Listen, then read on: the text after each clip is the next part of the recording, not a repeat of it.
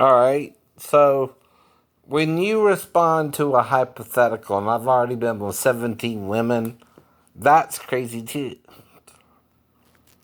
What, I can't fantasize about something that I'm not sure happened? I know. Sure, I can. The Bible is filled with evil intent. Are you reading it right? Now, the difference is you're supposed to repent, okay, and not go through with it. That's why I don't write celebrities stalker letters, because I know I'm mentally ill in my own name, right? No one does that who has a brain, right? Most stalkers do so anonymously anyway.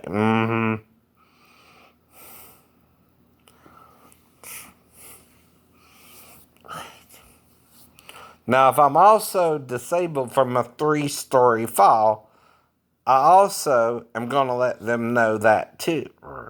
Right. And that before I was diagnosed with a mental illness, I made it almost through high school, right? Got my GED shortly after I turned 18, right? And worked for a while, too, right? Then I tried to do something like join the Navy after that didn't kind of work out. Because there you're guaranteed at least a 4-year job, right? And I had a different attitude about it before I joined. And what ruined it for me was the church and the shipmates, right? And whatever the hell they were trying to do. Including talking to me about joining some unitship program where you could touch other men but not have sex. To satisfaction of the man, right?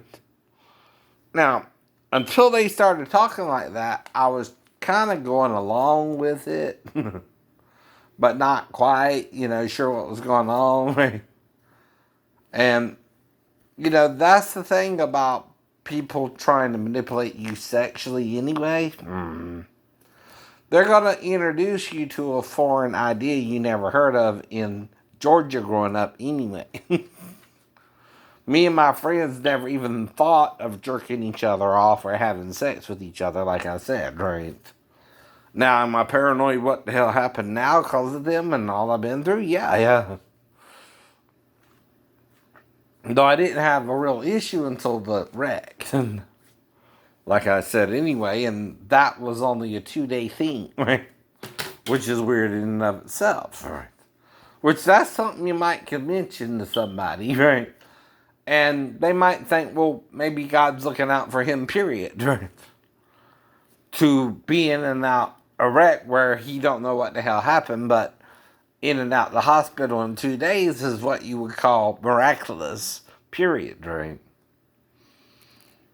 Because I blacked out, and supposedly the whole windshield collapsed on my head, both sides of the windshield, right?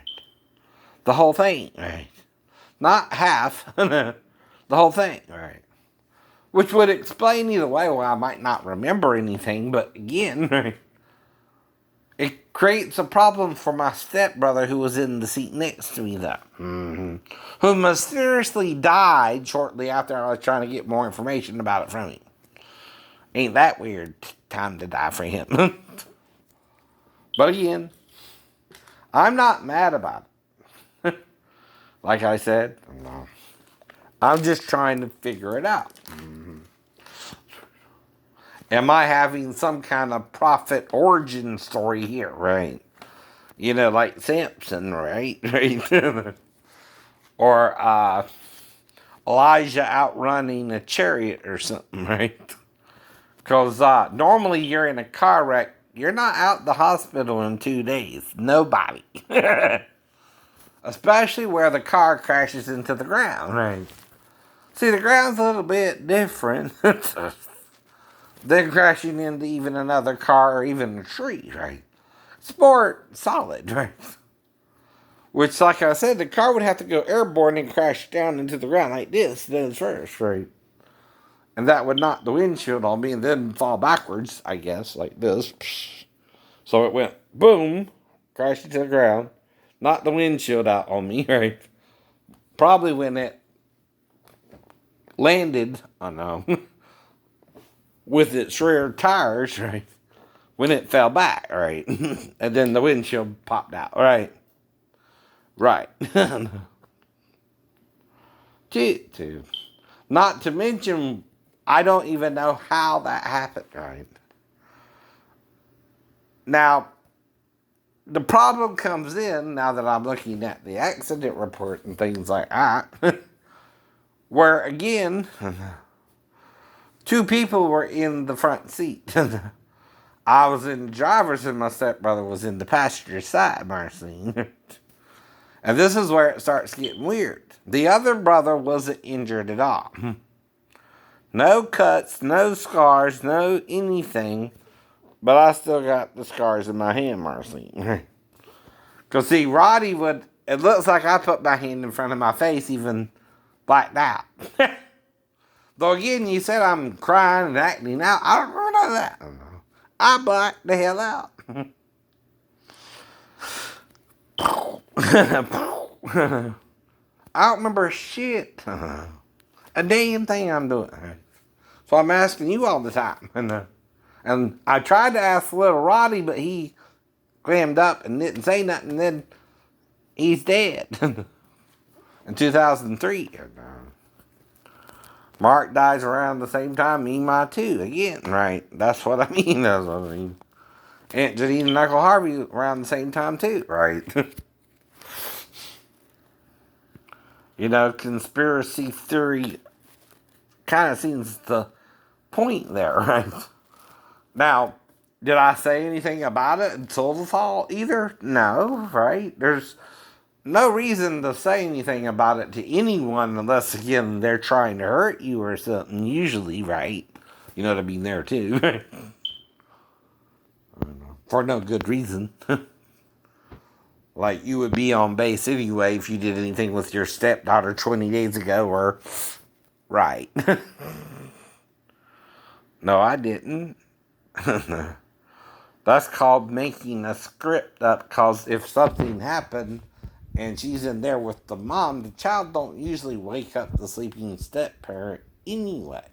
Now, I'm not saying it's impossible, but for me to assist her in any way, shape, or form, I would also have to not see the mother anywhere, too, like I said before. You know that's true. Why? Because I'm on the couch. See. I have the light on in case the girl could be afraid of the dark at age 4, too. You know what I mean? Not, again, so that her and Daphne couldn't also both go to the bathroom. You see what I mean?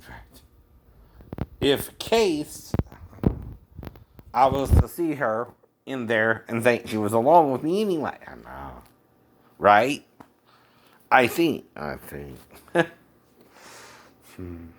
You wouldn't leave the light on for your stepdaughter or your ex-wife if you're in the sleeping on the couch, right? At least the lamp. I'll use the lamp by the couch.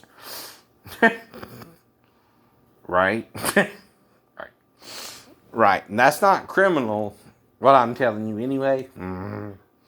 What I'm telling you is the only thing I could have done is if I woke up with her in that situation, A, I would have to not see my ex-wife even around her. B, she would have to be looking towards me. And C, I would just think she needed help going to the bathroom if she did, right? And then I would proceed to help her, right? Then I might would, pull down her panties, right? It's obvious if she's in front of the bathroom, she's trying to go to the bathroom. How would I know that, my sister? I was around her when she was born and brought home from the hospital till I joined the Navy around 7 or so to 8 years or something, right? Again, right? You know enough to guess her age, but again, you don't go after my sister or mess with her. Because again, I'm trying to date in the Navy and with a few women in the Navy too, right? Finally. I finally know I went all the way with the woman, whatever was going on before the hen, too, right? Now, the only women I'm around are Myron's older sister or younger sister, right? Now, I might have had a crush on Norma Jean, right? But I'm either sleeping on the couch or sleeping with Myron or David or something, right? And sometimes I slept in the house by myself, right? And they were doing something else, right? You know what I mean? I know what you mean. Like one time I woke up with Molly in there with me by herself. She was fully dressed. I did try to fill her up a little bit through her clothes, right? I didn't undress her or anything, right? But again, I stopped, right? Too, because she wasn't responding. She wasn't waking up or anything. And if you don't act like you're into it, I say okay. I say okay. And let it go. And let it go. Another thing is the female has to be into me enough to get to me because I can't get to her. And I'm not even feeling like someone even likes me during the day. Right. Unless, again, I'm around a bunch of married women or women with boyfriends. Right. But even then, I don't go after someone else's girlfriend, right? Or wife, right? I was taught not to do that either until you find a woman who's single, broken up, or divorced from her husband, okay? Then somebody's lying to you about real life. If Jesus lived here and Joseph and Mary had issues over his own birth, you don't think if Jesus took a wife, she would have issues with all that too? Right. Not because of him, but because of the men around him not understanding his very birth. Right. Especially if it's as it's described in the Bible. A lot of people don't understand the nature of his birth. But the way they word it, okay, Mary did not know a man, a male, to conceive Jesus. That's all I can tell you about it. But whatever happened, it was a man she was with, and whatever she told them, right, to get them to not stone her or divorce her privately, which means you write her a bill of divorcement and you don't go through with the marriage, right? The third option is you marry her anyway, which is the option Joseph took. Now, with the woman brought to Jesus, here's your problem if you are understanding that with Joseph first, right? A Jewish man, right, does not even concern himself with any woman unless it is his wife. You understand? At all. Only his wife can commit adultery against him and be brought to him, caught in the act anyway. It's what the whole law's about. Or are you just brain damaged from the Catholics lying about it for 1,600 years to 1,700 years? Because if anyone's lying, it's Constantine. 325 years later with the Council of Nicaea, because they didn't like that Jesus forgave his wife for the act of adultery. Because some men don't want to forgive it. They would sooner stone her, which means killing her and her lover, by the way. Which is another reason Jesus couldn't stone her, like I said. Legally, they just brought her as well. All he would have to, write down in Hebrew is both, right? Or even Greek, right? Because he stooped down twice, right? Now, he's among Hebrew and Greek speakers, too, right? And if he stooped down once to write, he could have wrote both in Hebrew and Greek, right? I don't know. But it's the one word that would make their conscience walk away and not stone her. But guess who was to stone her first? Her husband, right? If they also brought them in. That also meant that the male who was caught with her, they would have to go back and get him and bring him too with her, and then Jesus could stone them both. Right. Legally. You also can't harm the husband or the boyfriend, right? Okay. Mm-hmm. Either and save the wife, right? You can't do it either way. Or God can create a loophole and resurrect the person.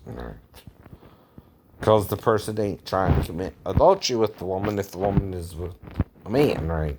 Unless the man won't divorce the woman and she's telling him that, and she wants to divorce him and she can't win out one way or the other. If he's not having sex with her, because it's not working out for some reason for that in his mind, right? And again, the woman wants sex, but she ain't getting it from him, but they're kind of living together, but she asked him for a divorce, and he won't do that either, right? They're creating a problem on both sides. That's what would make her have to walk down to my apartment in the middle of the night and sleep with me and go home. But guess what? I don't know she did that. I'm not asking her to do that. And the only reason I wouldn't know would be, again, the husband tried to harm me, but not the wife, right? And God healed me like the Wolverine. Because I'm sure he's not a gun-toting Georgia boy. You figure it out.